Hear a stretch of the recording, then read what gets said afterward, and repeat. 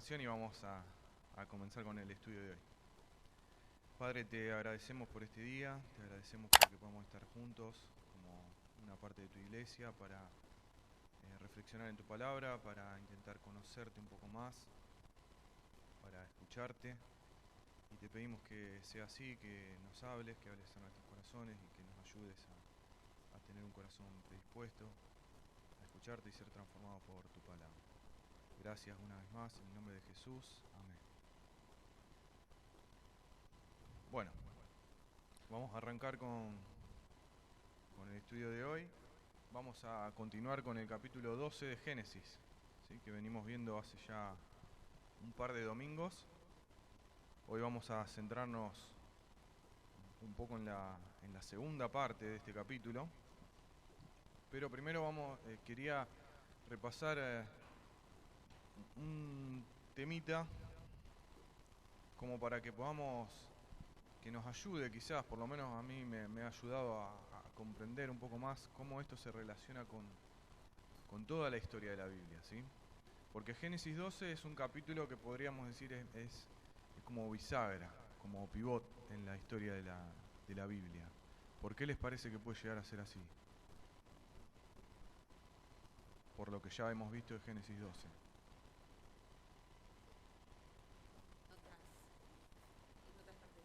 Se repite en otras partes de la Biblia, se cita, muy bien.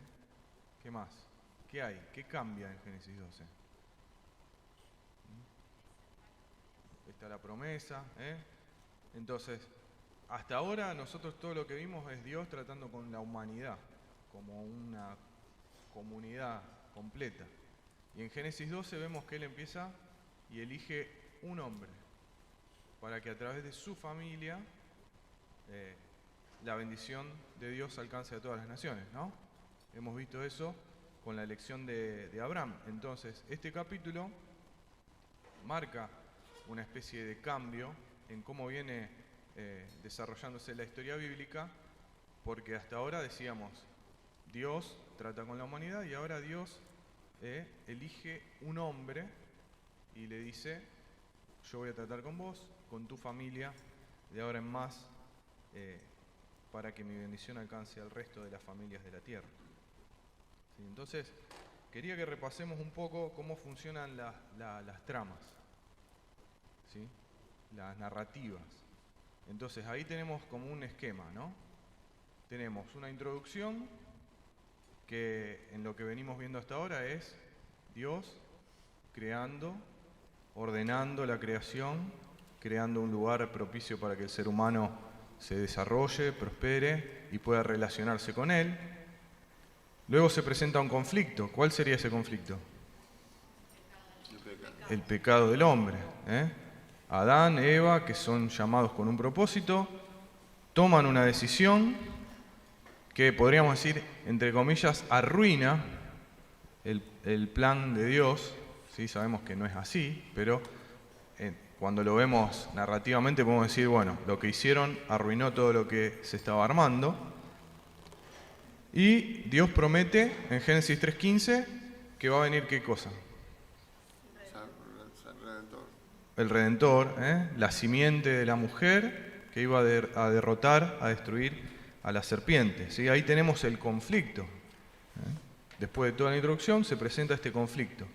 Y ese conflicto va escalando, como dice ahí en el esquema, hasta que llega a un clímax en donde se resuelve, las cosas empiezan a acomodarse y tenemos el desenlace en la narración, ¿sí? Entonces nosotros vimos que después del conflicto tenemos a Caín y Abel, tenemos la generación de Noé, tenemos la generación de Babel, y así el conflicto siguió escalando y llegamos hasta este punto en Génesis 12, en donde Dios elige a Abraham. Ahora, ¿esto significa que Dios descartó al resto de la humanidad? No. Muy bien. Esto lo tenemos que tener bien en claro. No es que Dios por un momento dijo, bueno, no me importa más el resto de la humanidad. Porque aparte estamos nosotros hoy acá. ¿Sí? Entonces Dios no desechó la humanidad, pero sí vamos a ver que en en las próximas narrativas que vamos leyendo, ahora es como que se hizo un zoom en la familia de Abraham. ¿Sí? Entonces no se nos cuenta ya de toda la humanidad y qué está pasando con toda la humanidad, sino que empezamos a ver historias sobre Abraham, sobre los hijos de Abraham, sobre los nietos de Abraham y así, y todo el Antiguo Testamento y hasta bien entrado el Nuevo Testamento, el foco de la historia bíblica está puesto en Abraham y en su familia. ¿Sí? Por eso decíamos que este era un capítulo que es como bisagra, ¿no?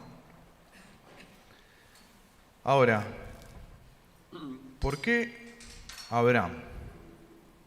¿Tenía algo que era mejor que el resto de la humanidad, Abraham? ¿Mm? ¿Qué piensan ustedes? No, ¿eh?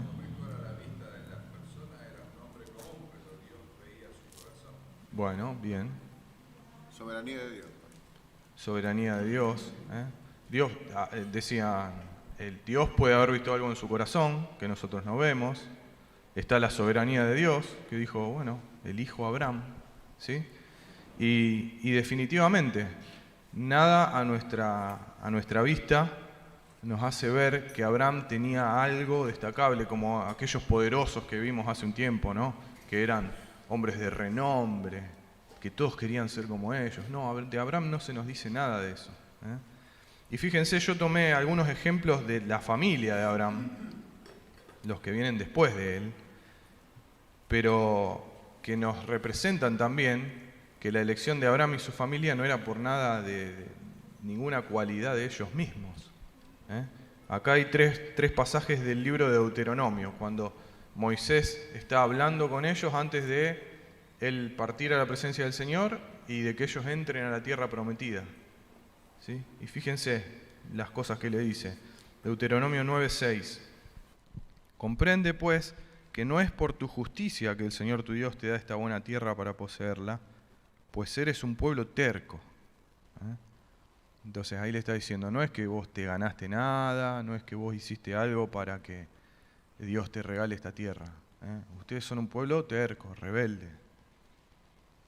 En el capítulo 7, versículo 7 del mismo libro, dice, no por ser vosotros más que todos los pueblos os ha querido Jehová y os ha escogido, pues vosotros erais el más insignificante de todos los pueblos. Le estaba dando un ánimo a Moisés tremendo. Ustedes eran el más chiquitito, el más insignificante. No había nada en ustedes que hiciera que Dios los elija, pero no es por eso que Dios los eligió. Y después tenemos este otro, en Deuteronomio 26, que eran instrucciones. Esto que dice, tú responderás, era cuando llevaban sus ofrendas, las ofrendas de las primicias, de las cosechas, una vez ya estando en la tierra, el sacerdote les iba a recibir las ofrendas y ellos iban a responder diciendo lo siguiente, mi padre, y acá está hablando no de Abraham sino de Jacob, mi padre fue un arameo errante y descendió a Egipto y residió allí, siendo pocos en número. Fíjense cómo ellos tienen que recordar su origen. ¿Sí? Mi padre, el que dio origen a esta familia, el que dio origen a esta nación, a este pueblo, era un arameo errante. Y ahí yo remarqué la palabra original en el hebreo que es obed, porque significa errante y además tiene una connotación de alguien casi moribundo, alguien que está ahí en las últimas, ¿no? Vagando, pero en una condición, muy mala condición. Entonces, vemos cómo Moisés todo el tiempo les está haciendo recordar y llamando a la atención a ellos a que sus orígenes no eran de un pueblo especial, un pueblo poderoso o algo que a ellos los hiciera diferentes del resto, ¿no? Sino que eran un pueblo insignificante, un pueblo terco, un pueblo que venía de una persona que había andado vagando y ahí medio moribundo durante gran parte de su vida, como para que ellos recuerden que no es por ellos que son el pueblo escogido de Dios, ¿no? Entonces vemos que Al igual que su familia, si podemos decir algo de Abraham, es que era un caldeo que salió de Ur, de donde había estado ahí todo el tema de Babel, una persona de la que no se nos dice nada especial, era una persona que no tenía tierras, su esposa era estéril, no tenía descendencia, no había nada, humanamente hablando, que nosotros podamos ver que digamos, no, sí, ahora con Abraham vamos a andar bien, ¿no? No había nada especial, humanamente hablando, en Abraham.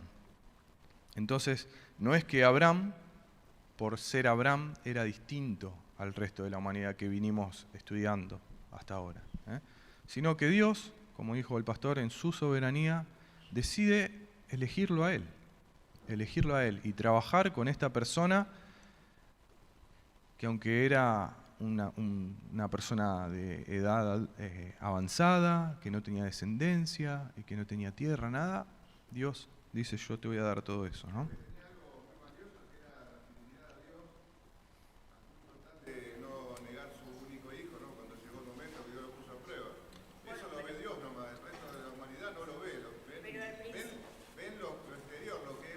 Muy bien, a ver, ahí te dejo hablar a vos. Carlos dice, tenía algo muy valioso que era la fe y la fidelidad a Dios de incluso estar dispuesto a entregar a Isaac cuando Dios se lo pidió. Analía, ¿qué ibas a decir? Yo iba a decir que al principio, cuando Abraham fue llamado a irse de Ur, él no conocía a Dios, él no tenía un crecimiento espiritual, ni sabía quién era Dios tampoco. Muy bien, cuando empezó está bien lo que dice Carlos, ¿no? Es una demostración muy grande de fe esa. Pero eso pasa en Génesis 22 y después de muchos años de Abraham caminar con Dios. ¿Sí? También podemos decir, bueno, tuvo la fe necesaria para salir de su lugar e irse a donde Dios le llamaba. Pero también vamos a ver... Podría haber sido visto como alguien malo, porque mirándolo humanamente, ¿cómo va a matar a tu propio hijo? Claro, obviamente, sí. Aunque sea con la intención, pero en este caso él lo iba a Sí, hacer. obviamente, sí, humanamente... Estamos viendo de la parte humana y lo que Dios ve.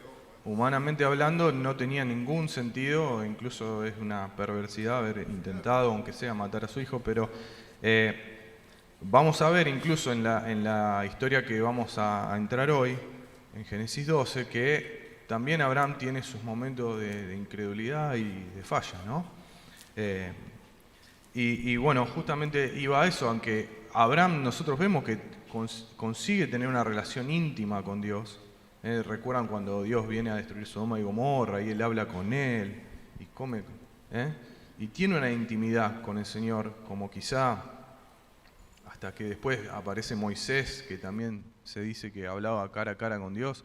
No hubo otra persona que tuviera tanta intimidad con Dios, pero también vamos a ver, como decíamos, que en la historia de hoy se nos va a mostrar que el padre de la fe también tuvo sus momentos de incredulidad y que también era una persona como cualquiera de nosotros que era susceptible a fallar.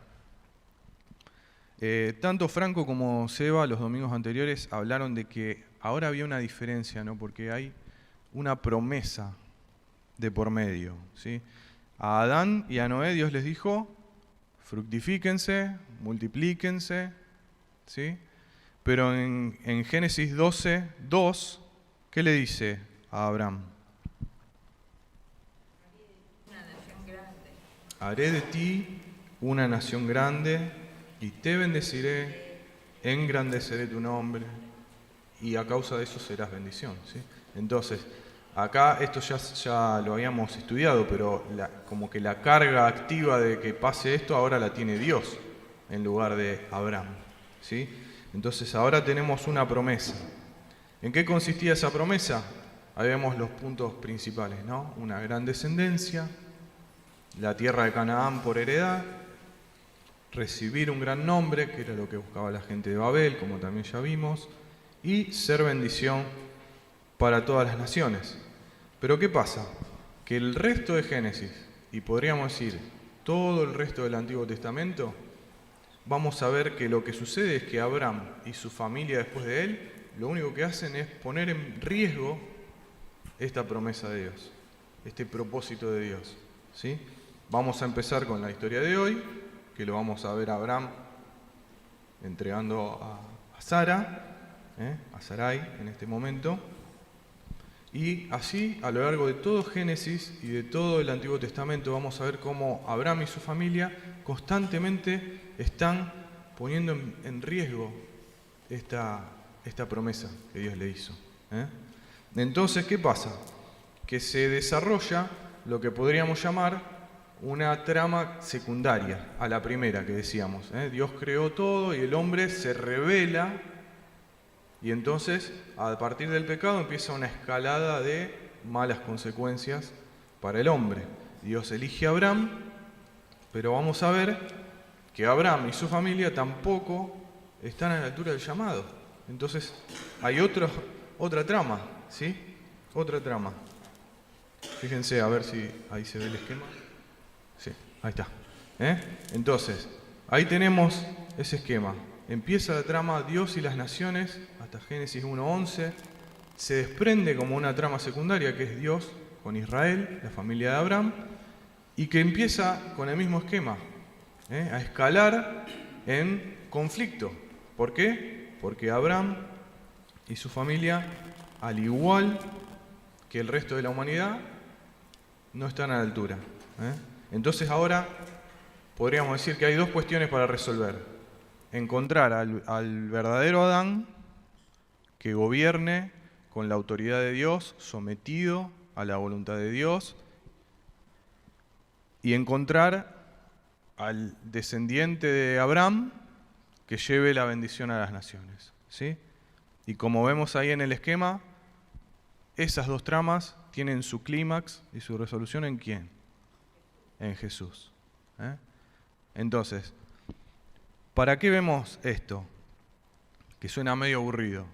Para que podamos entender eso, que la Biblia no es que ahora me empezó a contar otra cosa, sino que me está empezando a contar otra parte de la misma historia, y que toda esa historia me lleva a Jesús, que va a ser el verdadero Adán y que va a ser el verdadero descendiente de Abraham, que va a llevar la bendición a las naciones, ¿sí?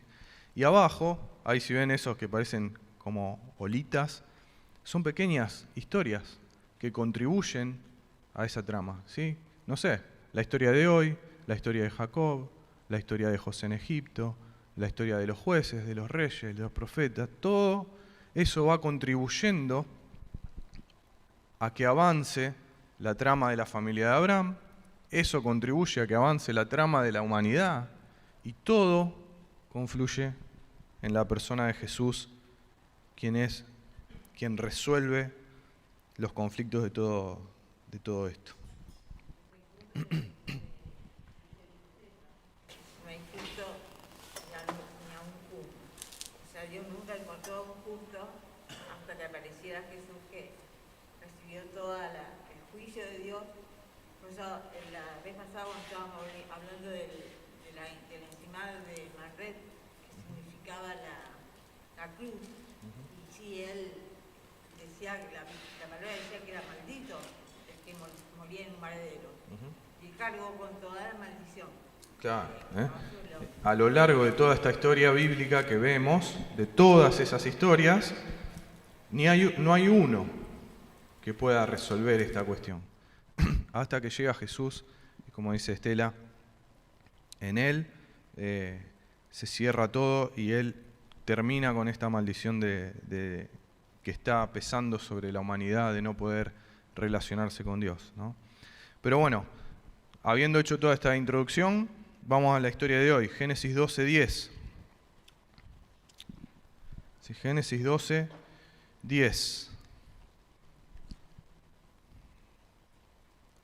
Hubo hambre en el país, y Abraham descendió a Egipto para pasar allí un tiempo, porque el hambre era severa en aquella tierra. Cuando se estaba acercando a Egipto, Abraham dijo a Sarai su mujer: «Mira, sé que eras una mujer de hermoso parecer, y sucederá que cuando te vean los egipcios dirán: esta es su mujer, y me matarán, pero a ti te dejarán vivir. Di, por favor, que eres mi hermana, para que me vaya bien por causa tuya, y para que yo viva gracias a ti. Cuando Abraham entró en Egipto, los egipcios vieron que la mujer era muy hermosa. La vieron los oficiales de Faraón y la alabaron delante de él. Entonces la mujer fue llevada a casa de Faraón. Y éste trató bien a Abraham por causa de ella. Le dio ovejas, vacas, asnos, siervos, siervas, asnas y camellos. Pero el Señor hirió a Faraón y a su casa con grandes plagas por causa de Sarai, mujer de Abraham. Entonces Faraón llamó a Abraham y le dijo: ¿qué es esto que me has hecho? ¿Por qué no me avisaste que era tu mujer? ¿Por qué dijiste es mi hermana, de manera que yo la tome por mujer? Ahora pues, aquí está tu mujer, tómala y vete. Faraón dio órdenes a sus hombres acerca de Abraham, y ellos lo despidieron con su mujer y con todo lo que le pertenecía. Bien, entonces ahí, como decíamos, vemos esta historia de Abraham, arrancada nada más la historia de Abraham, ¿sí? Porque versículos antes él fue llamado, o el llamado de Dios es recordado, y él se va primero a Harán, luego llega a Canaán, se encuentra que no hay comida y ya termina en Egipto, y rapidito lo encontramos a Abraham metido en esta historia de hoy, que intencionalmente está llena de vínculos literarios a la historia de Génesis 3. ¿Sí? ¿Por qué? Porque esta es la forma en que la Biblia nos va enseñando. ¿Sí? Toma una historia que nosotros ya conocemos, como puede ser en este caso Génesis 3, y nos empieza a poner en paralelo otra historia. Entonces nosotros, con la otra historia en la mente, por eso es importante que conozcamos las Escrituras, podemos compararlas, podemos crearnos una expectativa de lo que va a suceder, pensando, si antes pasó esto, ahora va a pasar. Podemos sorprendernos cuando no pasa lo que esperamos que pase. Y todas esas cosas nos ayudan a que nosotros podamos ir conociendo o viendo la sabiduría de Dios que está en su palabra, y podamos ir conociéndolo más a Él, conociéndonos más también a nosotros como seres humanos y a Él en su carácter, ¿sí? Entonces, vamos a ver algunos paralelos. Esto ya lo habíamos visto una vez, este cuadrito, lo reciclé. Lo vimos cuando hablamos sobre la prueba de la humanidad. Pero fíjense, todas las palabras que se repiten. Miren, en Génesis 3, por ejemplo, vio la mujer que el árbol era bueno para comer y que era agradable a los ojos. Y acá en Génesis 12, aconteció que cuando entró Abraham en Egipto, los egipcios vieron que la mujer era hermosa. En Génesis 3, la mujer tomó del fruto del árbol, ¿sí? Que es la palabra tikaj en el original. Y después nosotros tenemos que Sarai fue llevada a la casa de Faraón, que es la misma palabra en el original. Es otra conjugación, pero la misma palabra, ¿sí? Nosotros tenemos llevada en la mayoría de las traducciones. No sé si alguien tiene otra traducción, pero en el original es la misma palabra. Entonces, así como Eva tomó el fruto, los egipcios tomaron a Sarai y la llevaron a la casa de Faraón. Fíjense las reacciones. En Génesis 3 Dios reacciona y le dice a la mujer: ¿qué es lo que has hecho? Y miren la reacción de Faraón después de que Dios lo castiga con plagas, que también nos está preparando para historias posteriores. Y lo llama a Abraham y le dice: ¿qué es esto que has hecho conmigo? Y esta frase la vamos a ver un montón de veces, en historias posteriores también. Y vemos cómo la reacción de Dios en Génesis 3 ante el pecado del hombre, acá Faraón tiene la misma reacción ante lo que Abraham hizo. Y el resultado, ¿no? El resultado en Génesis 3, ¿cuál fue? Lo echaron a Adán y a Eva, los echaron del huerto. Ahí dice, los sacó Jehová del huerto de Edén. Y a Abraham, ¿qué le pasó? También lo echaron. Dice, lo acompañaron. Yo me imagino que fue un acompañamiento Sí, ¿no? Le dijeron, vení que por acá te vamos a mostrar la puerta. ¿Sí? Entonces, vemos que los dos terminan en lo mismo, en exilio, que también es un tema que se va a ir desarrollando a lo largo de toda la historia. Entonces, ¿qué ganamos con estos paralelos? ¿Qué pasó con la prueba de Adán y Eva en Génesis 3? Fracaso. Fallaron. ¿Qué pasó con esta prueba que enfrentó Abraham? Lo mismo. Falló también. Falló también. Falló también. Porque Abraham, en la promesa que había, en la promesa que Dios le había dado, había un propósito también, ¿no? ¿Cuál era? Formar una gran nación. Bendecir y ser de bendición. Ser bendición. Ser bendición a las naciones.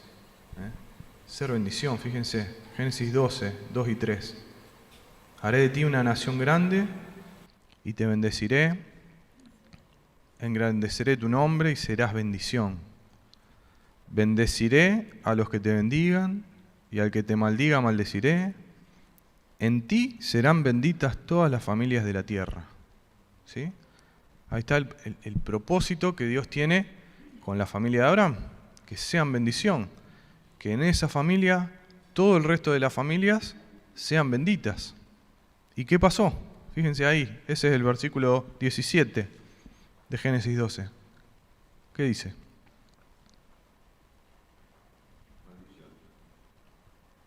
Las plagas son bendición. Si esa es la bendición de Abraham, yo no la quiero.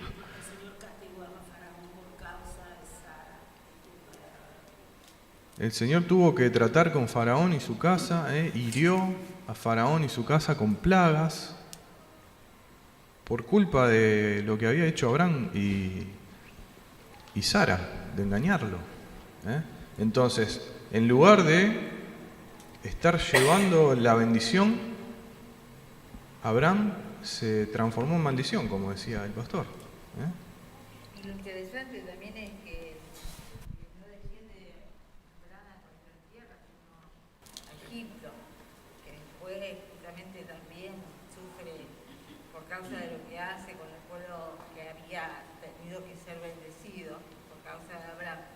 Egipto sufre también justamente esto, plaga. Exacto. Ahí Estela nos remarca este link también al Éxodo, ¿no? De decir, justo desciende a Egipto, hay plagas en Egipto, a este pueblo que después también va a sufrir las plagas en otro contexto, ¿no? Diferente, pero sí. Esta historia nos está, por un lado,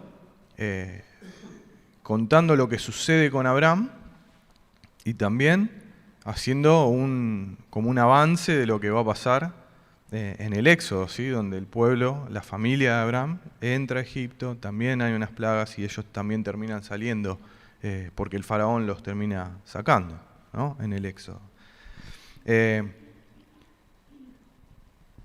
Si avanzamos un poco en la historia, después de estos eventos del Éxodo que trae acá la hermana a colación, la familia de Abraham va a entrar en un pacto con Dios, ¿sí? ¿En dónde? ¿Se acuerdan? En Monte Horeb. ¿Qué otro nombre tiene el Monte Horeb? El Sinaí. Ellos salen de Egipto, hacen un viaje de algunos meses, llegan al Sinaí y van a hacer un pacto con Dios. Y ahí Dios les da estos términos del pacto, ¿no? Y uno de esos términos está en Éxodo 20, versículo 7, que dice, no tomarás el nombre del Señor tu Dios en vano, porque el Señor no tendrá por inocente al que tome su nombre en vano, ¿sí? Algo de esto se habló el domingo pasado. Ahí vemos en la placa los versículos. No tomarás, la palabra ahí para tomarás es tizá, que es una conjugación de la palabra original, de la raíz, que es nasá, esa que está abajo. Y esa es una de las limitaciones que quizás encuentran los traductores cuando tienen que pasar a otro idioma, porque esa está bien tomar, no es que está mal la traducción tomar, pero esa palabra tiene como más significado también en su original, ¿no? Y es tomar algo, pero no es que yo lo tomo y nada más, sino que lo tomo, lo llevo, lo cargo, ¿sí? Entonces, podríamos parafrasear ese versículo como no llevarás el nombre del Señor tu Dios en vano. Incluso yo busqué en un diccionario hebreo-español la conjugación tizá y la principal acepción es llevarás, la traducción. Entonces, vuelvo a repetir, no es que esté mal decir no tomarás el nombre de Dios en vano, pero como que nos quedamos un poco cortos. Sí, Irene. No harás mal uso, dice esa traducción. Bien. Entonces. También escuchamos a veces con tanta liviandad, ¿no? Decir, Dios dijo esto, Dios me dijo esto. También es una manera de tomar el nombre de Dios en vano. Cuando nosotros mismos nos damos testimonio como cristianos de quiénes somos, nosotros también estamos tomando el nombre de Dios en vano, porque nosotros estamos llevando el nombre de Dios. Claro, exactamente. Nuestro testimonio no es bueno, nosotros estamos también haciendo eso. Exactamente. En la versión internacional, Sí. perdón, dice, no pronuncie el nombre del Señor tu Dios a la ligera. Yo, el Señor, no tendré por inocente a quien se atreva a pronunciar mi nombre a la ligera. Bueno, bien. Bien clarito. Sí, es clarito, pero ahí está muy jugado a una de las acepciones de la palabra, ¿no? Esto de pronunciar y decir, ¿sí? Entonces, como que deja de lado toda la otra parte del significado de la palabra, ¿no? Porque está bien eso, obviamente, no debemos, como decía la hermana, estar diciendo, no, porque Dios me dijo y andar pronunciando el nombre de Dios a la ligera, o como decía Seba el domingo pasado, yo pensaba lo mismo. El no tomará el nombre de tu Dios en vano era no se te ocurra hacer un chiste que tenga a Dios en el medio del chiste, porque está mal. Pero acá dice abajo la aclaración, un testigo en un juicio que usa el nombre del Señor para dar un falso testimonio, por ejemplo. Muy bien, ese es un ejemplo, está bien. No va y no va, No, está bien, por eso digo, no es que tomar o que eso no esté incluido, ¿sí? Tomar el nombre de Dios a la ligera, obviamente que está incluido. Si yo... Me parece que es más completo, ¿no? Porque en definitiva nosotros cuando nos identificamos como discípulos de Cristo es como que estamos llevando con nuestro testimonio, con nuestro actuar, el nombre de ese Dios, porque tenemos que ser imagen de Dios. Exactamente. Entonces, ojo, no llevemos ese nombre de Dios y lo mancillemos con nuestra actitud. Exactamente, ¿sí? Como dice mi papá, como dice Tela, nosotros llevar, cuando hablamos de llevar, quizás nos da otra perspectiva, ¿sí? Porque decimos, está bien, yo no lo voy a usar para dar falso testimonio, ¿no? Lo cual está bien, no voy a faltarlo el respeto ni usarlo a la ligera, está bien, pero también nos está hablando de esto, del testimonio que decía Estela, que decía mi papá, ¿no? Nosotros hoy estamos llevando el nombre de Dios como su pueblo, entonces llevarlo es más que simplemente cuando yo hablo, quizá usarlo de una mala manera, ¿no? Mis actitudes, yo soy un representante de Dios, ahora entonces estoy llevando su nombre y eso es mucho más completo que solo lo que yo digo o lo que puedo pronunciar. Y fíjense cómo lo relacionamos con la historia de Abraham. Él está llevando el nombre de Dios, él tiene que ser bendición. ¿Sí, Cristina? Cuando estábamos hablando de tomar será el mismo del yugo, de tomar el yugo del Señor Jesús, será el mismo, la misma Habría que hacer el paralelo porque, bueno, ahí está en el griego, habría que ver si esas son palabras paralelas, ¿no? Sería bueno poder verlo eso. Lo que estábamos diciendo. Claro, sí, sí, sí. Pablo dice que nosotros somos embajadores. Embajadores, exactamente. Embajador a quien representa. Claro, al que lo envía, ¿no es cierto? Nosotros Sí, Víctor. Es algo mucho más amplio, porque también tiene que ver mucho nuestro testimonio cuando nos identificamos como cristianos. Claro, En decir que uno es cristiano evangélico, ya estamos tomando una postura que es el Señor el que está con nosotros. exactamente. Si el Señor está con nosotros y nosotros hacemos cosas vanas en el nombre de, bueno, caemos en la misma. Exactamente. Con todos coincidimos, creo, en que es mucho más amplio de lo que a veces pensamos que es lo que decimos o cómo usamos el nombre, ¿no? O al leerlo, lo que sea, sino algo mucho más abarcativo de toda nuestra vida. Y fíjense, sí, A la ligera, como decía acá, que Sí. leí y que generó todo esto que estamos charlando, tiene que ver también con el comportamiento, con todo lo que se está diciendo. No es solamente usarlo verbalmente, te lo juro por Dios, por ejemplo. No es solamente eso, es todo, incluye a todo. La actitud como cristiano, como decía Víctor también, Claro. al identificarnos como cristiano evangélico y todo eso. exacto, Yo sí. creo que abarca todo eso, no es solamente, no sé qué se entendió. No, porque como la traducción dice, pronunciarás el nombre de Dios a la ligera, ¿sí? El pronunciar me lleva a mí a pensar en algo verbal, pero todos estamos de acuerdo en que es mucho más abarcativo, ¿sí? Fíjense, yo les voy a leer una cita de un ministro anglicano que se llama Christopher Wright, que dice: llevar el nombre de Jehová es comparable en su significado al sumo sacerdote israelita, que lleva los nombres de las tribus de Israel en su pectoral y el nombre de Jehová en su frente. Él representa en ambos sentidos a aquellos cuyo nombre lleva. Del mismo modo, los que llevaban el nombre de Jehová, como los que llevan el nombre de Cristo, representan ese nombre ante el mundo que los observa. Israel estaba llamado a vivir en medio de las naciones como el pueblo que llevaba el nombre de Jehová y que hacía visible a Jehová en el mundo, caminando por sus caminos y reflejando su carácter. Llevar el nombre del Señor no era simplemente un privilegio y una bendición inestimables, sino una desafiante responsabilidad ética y misionera. Y yo lo había llamado a Israel como llama a nosotros. Claro, Luz a las naciones. exactamente. Israel, y hoy nosotros tenemos el mismo llamado. Entonces vemos acá en la historia que Abraham fue escogido para llevar el nombre del Señor, para mostrar el carácter de Dios. ¿Sí? En Génesis 18, Dios en el versículo 18, hablando sobre Abraham, dice: Él llegará a ser una nación grande, poderosa, en Él serán benditas todas las naciones de la tierra. Y yo lo he escogido para que mande a sus hijos y a su casa después de Él, que guarden el camino del Señor, haciendo justicia y juicio, para que el Señor cumpla en Abraham todo lo que Él ha dicho acerca de Él. Entonces vemos que Abraham fue escogido para llevar el nombre de Dios, ¿sí?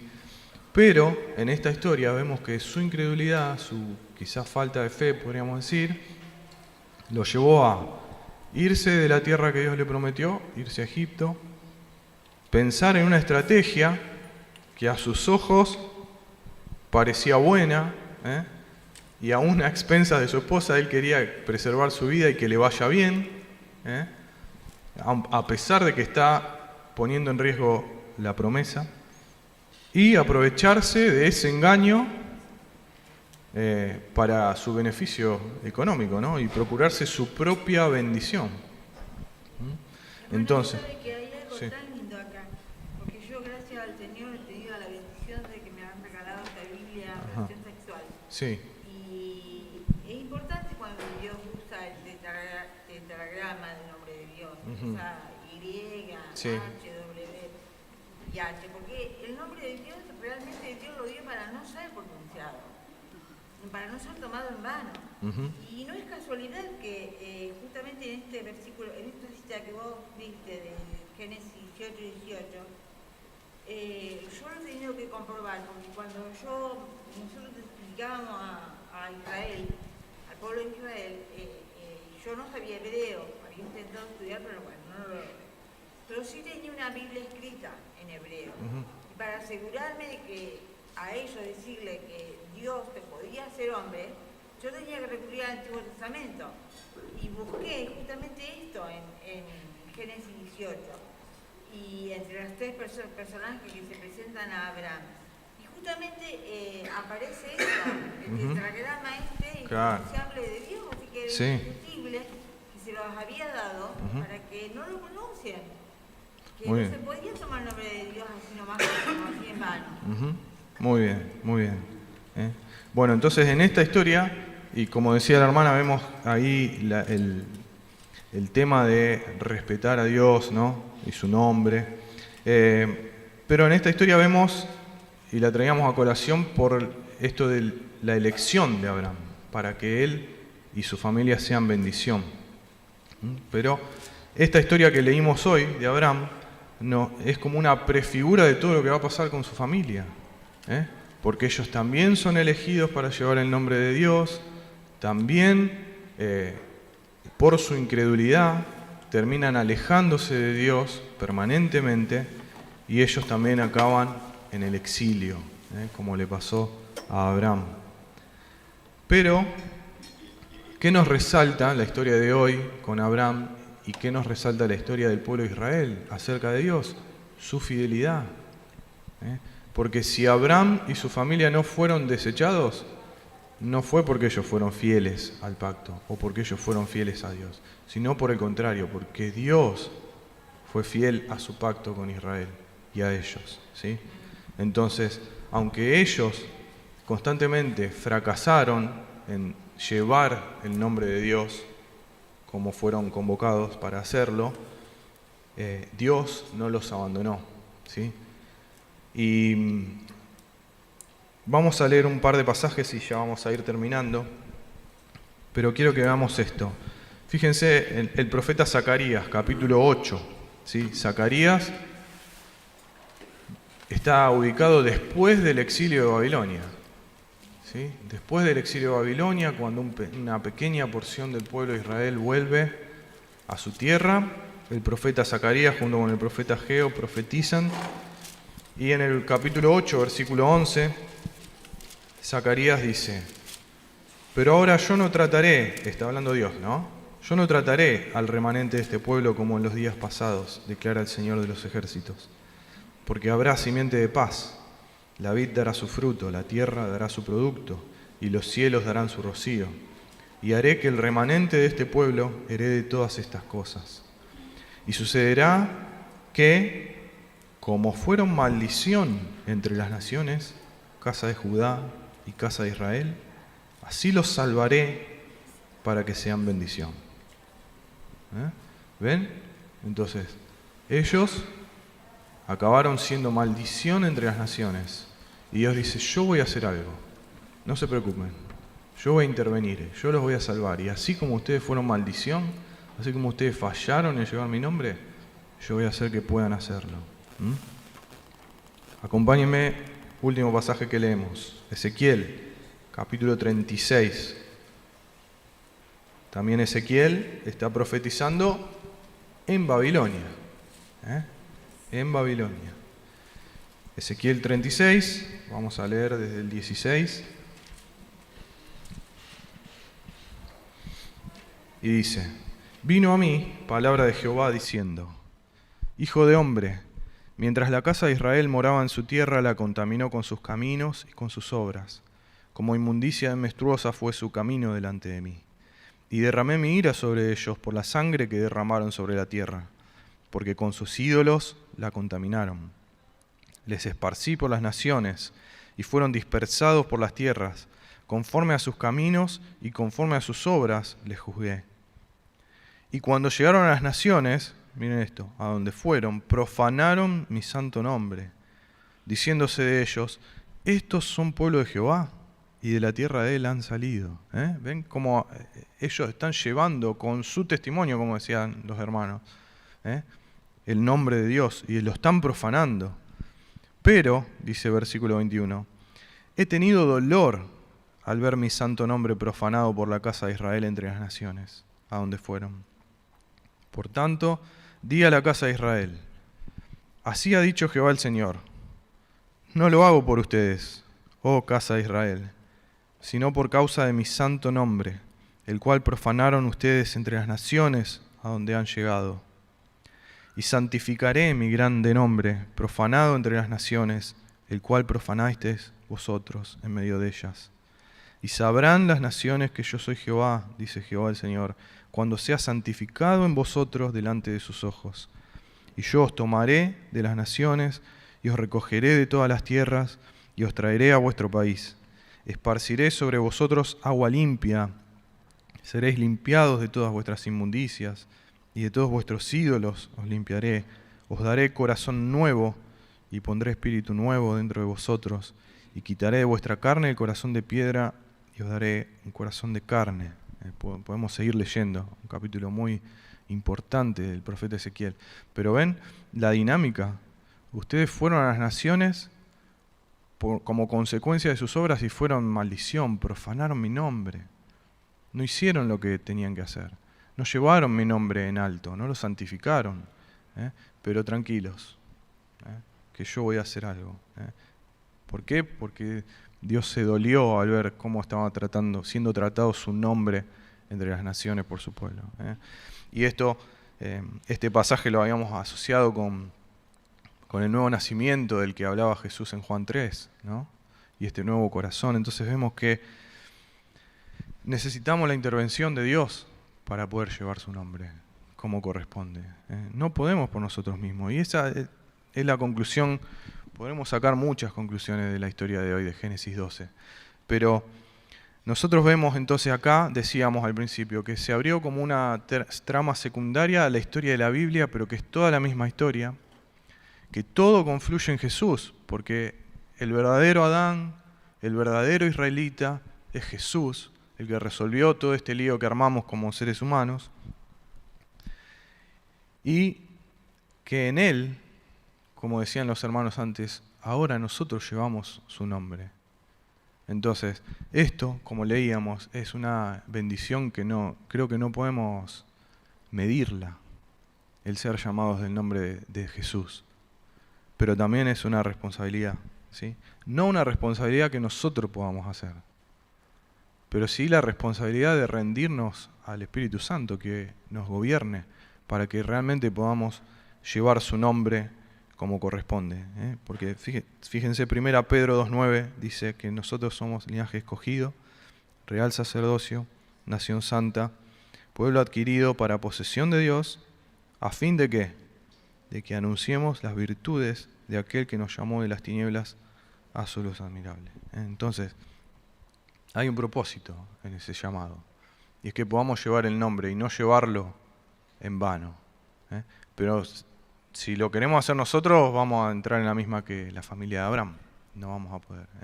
Pero nosotros hoy tenemos al Espíritu para que nos ayude. Entonces pidámosle, por favor, que nos ayude a poder llevar su nombre al resto de las familias de la tierra que aún no lo conocen. ¿Sí? ¿Oramos? Sí. Bueno. Esta profecía que acabas de leer en Escritura, en Ezequiel, también nos muestra a nosotros hasta dónde llega la fidelidad de Dios con Israel, porque eso Israel lo va a cumplir, porque Pablo nos dice que Dios no terminó con Israel. Y cuando la iglesia no pueda cumplir con el mandato, lo va a seguir cumpliendo Israel con los 144.000 sellados. Así que hasta dónde nos muestra Dios la fidelidad que ha mostrado en esta promesa que le ha hecho a Dios, a Abraham.